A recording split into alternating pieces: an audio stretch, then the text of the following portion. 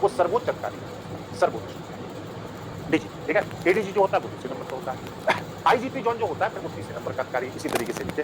फिर जो deputy IGP rank होता है वो चौथे नंबर का अधिकारी है। फिर एसएसपी, एसपी जो डिस्ट्रिक्ट होता है वो आप जिले का सर्वोच्च अधिकारी हो गया आपका एसपी। उससे नीचे जब आप आएंगे तो एएसपी और डीवाईएसपी जो सब डिविजनल होता है वो 6वें नंबर का अधिकारी है। तो सबसे डीजीपी पहले, फिर एडीजी, फिर आईजीपी जॉन, फिर आईजीपी रेंज हो गया, मतलब ये जॉन होता है और ये रेंज होता है।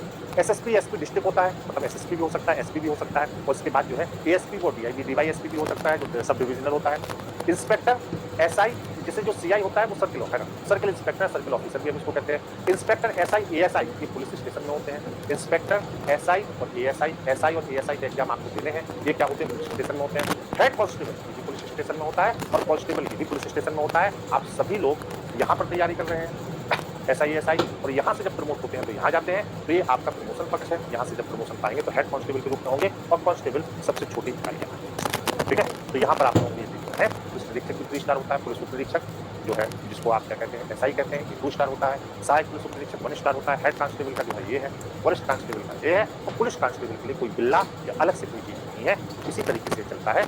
ये पूरा आपका जो है ये, अब इससे ऊपर का भी मैंने लिखा, उसको अगले वाले दूंगा, इतना आप लोगों को, ठीक है। आगे देखते हैं अब पुलिस अधिकारियों की शक्ति एवं कर्तव्य को देख लीजिए, जहां पर कुछ चीजें हैं जो आपके लिए बहुत महत्वपूर्ण है, बहुत याद रखने वाली। पुलिस महानिदेशक, जिसको अभी हम लोगों ने डीजीपी पढ़ा है, इसका फुल फॉर्म होता है डायरेक्टर जनरल ऑफ पुलिस, ठीक है।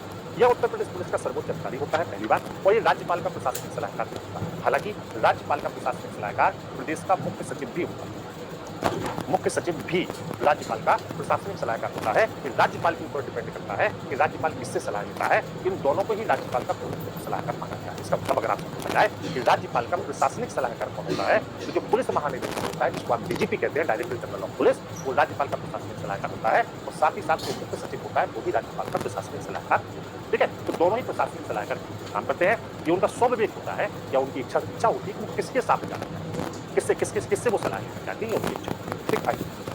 Additional director general of the police, जिसको आप एडीजी कहते हैं, additional director general of the police होता है, वो पुलिस महानिदेशक के अधीन अतिरिक्त महानिदेशक का पद है।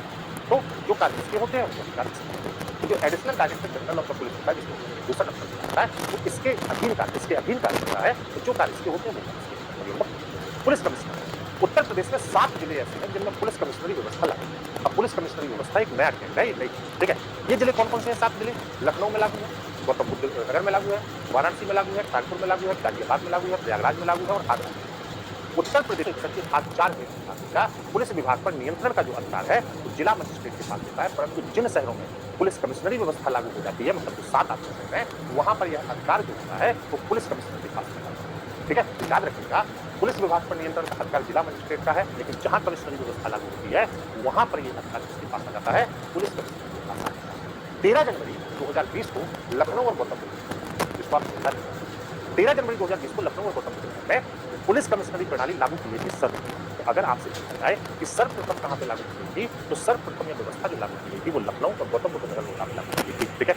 26 मार्च 2021 को इसका दूसरा चरण आया और दूसरे चरण में कानपुर और वाराणसी में लागू की गई। तो जो पहला चरण था उसमें लखनऊ और गौतम बुद्ध नगर, जो दूसरा चरण था उसमें कानपुर और वाराणसी में लागू की गई, और तीसरे चरण में 3 जगह लागू की गई। तीसरे चरण में कहां? गाजियाबाद, प्रयागराज और आगरा। तो तीसरे चरण में बेटा 3 जगह लागू, गाजियाबाद, प्रयागराज और आगरा। तो टोटल कितने हो गए? 7 हो गए। तो अभी पुलिस कमिश्नरी जो व्यवस्था है वो कितने जिलों में लागू है? तो 7 जिलों में पुलिस। हाँ, कोई डाउट इसमें बच्चा? 7 जिलों में।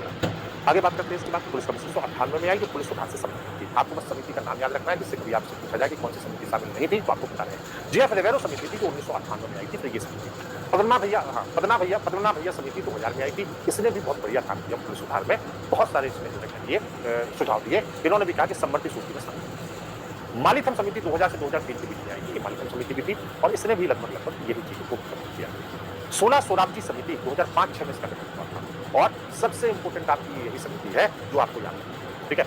इसने पुलिस अधिनियम 1861 के स्थान पर नए पुलिस अधिनियम को बनाने की आवश्यकता पर दिया। इससे पहले किसी समिति ने नहीं।